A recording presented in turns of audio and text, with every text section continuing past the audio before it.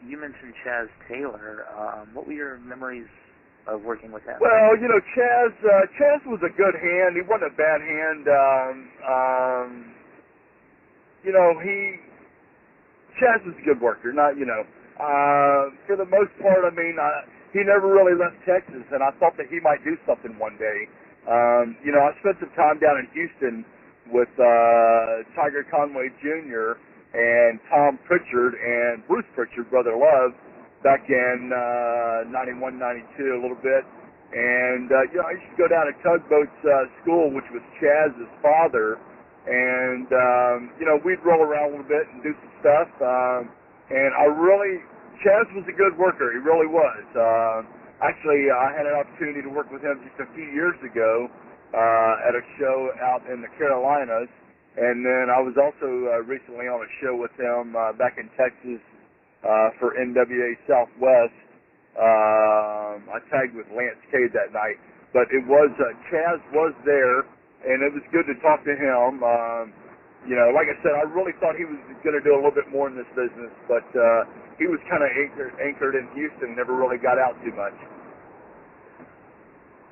What are your memories of winning the World Wrestling Council World Junior Heavyweight Championship from Ricky Santana? Well, you know, that was another phenomenal time in my career. That was in 1991 when I got to Puerto Rico. You know, you always gamble if you're going to be able to stay there or not, because the marks in Puerto Rico are very, very smart to this business. And if you can't work, then you don't stay there. And I remember after being there for 3 or 4 weeks, after my first few paychecks, you know, I was wondering, you know, I was like, you know, I guess I didn't know if I was going to be going back to Dallas, if I was going to stay there, but I really enjoyed Puerto Rico.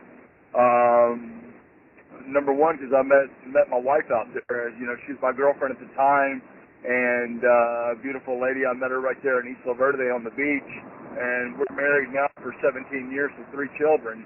But Puerto Rico was fun. The shots were very easy.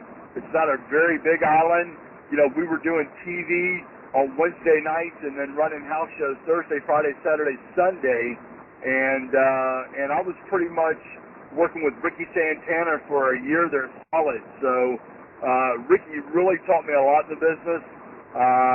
So it was an honor to win that strap from Ricky Santana. And then Ray Gonzalez, he was probably a 21, 22-year-old kid back then, which is probably one of the best workers out of Puerto Rico ever, which he was another guy I thought would do something worldwide.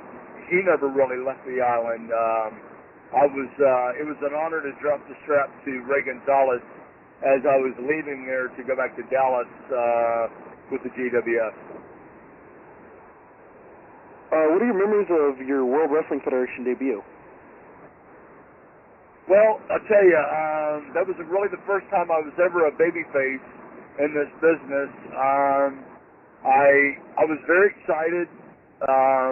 You know, I thought, wow, this is killer. You know, this is what I've been waiting for all my life. You know, and 25 years old in the WWF was awesome. I don't think that they really gave me an opportunity to see the work that I really had to offer.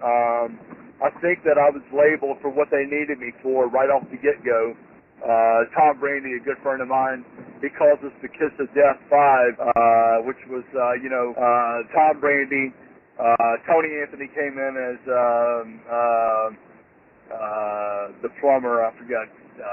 Anyway, Bill Irwin came in as the Goon, and then Freddie Joe Floyd was Tracy Smothers, and then, of course, myself, the Pug.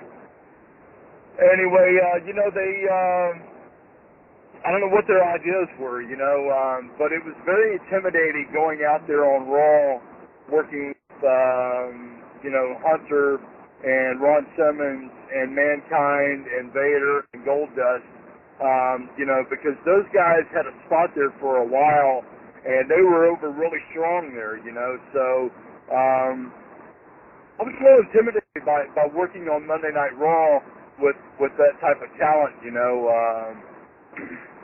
It was just, it was almost like, is this really true? You know, am I really in the WWF? You know, and but I did get an opportunity to show them my work on some overseas stuff. We did some stuff over in Germany. We did 10 cities over there on like a 12-day tour, and you know, it wasn't the outcome that I wanted. I wanted to have a much longer run with Vince. I was very young at the time, didn't have any children. That was pretty much the end of my 10-year full-time career, although I still work these days. That was really the end of the Alex Pourteau era for the most part. But it was a phenomenal position. It's better to be a has-been than it ever was. I was on the roster. I've worked Madison Square Garden with Justin Hawk Bradshaw. I've worked Berlin Raw with Sal Sincere. You know, I worked Monday Night Raw tagging with Bob Holly against the Smoking Guns, which was phenomenal. I've worked with the British Bulldog and Owen Hart.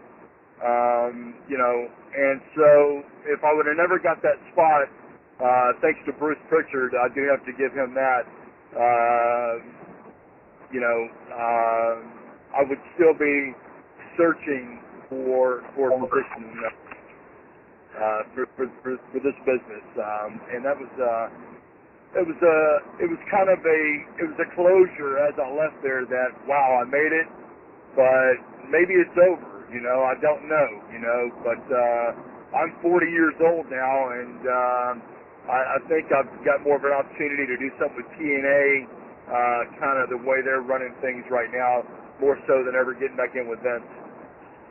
You actually bring up Owen Hart, and everyone says Owen Hart was one of the biggest practical jokers. Did you ever witness any of the Owen Hart ribs, and if so, can you share one? You know, I never really did witness a rib from Owen, but I'm going to tell you what, man, one of the best workers ever in this business, and a genuine guy, and somebody actually had a heart, man, you know. But I know that he did pull some pretty solid ribs. I never really experienced one, so I don't have a story to tell on that one. Okay. You know, what are your thoughts on that moniker, the Pug? Out of all the monikers they could have given you. Well, you know, it's funny you say that. When we flew into New York and we took a limo to Titan Towers. And once again, it was me and Bill Irwin, Tony Anthony, Tom Brandy, and Jim Neidhart. He was there as the Who. You know, they took us into Creation, which is a part of the company there. After, you know, we toured Titan Towers, they took us into Creation and basically said, you know, give us all the characters you've done. I told them about the Beach Bully. I told them about the Dirty White Boys. Of course, I've been over to Japan several times as just Alex Pourteau. But one of the last things that I told them was that I did wrestle 4 years as an amateur wrestler, and in high school before I went pro. And I think that they kind of grabbed onto that because about a week later, Bruce Pritchard had called me and, you know, just kind of giving me some ideas on some things, and I asked him what they had come up with. And he said, I think we're either going to call you the Pug or the Pit Bull. And he said, it's probably going to be the Pug because Craig Pittman was using Pit Bull down in WCW at the time. And he basically said, we want you to be a young college wrestler just coming out of college, and you're still real green to the business. So you're going to be a babyface. And that's what they wanted, and that's what I gave them. I really think that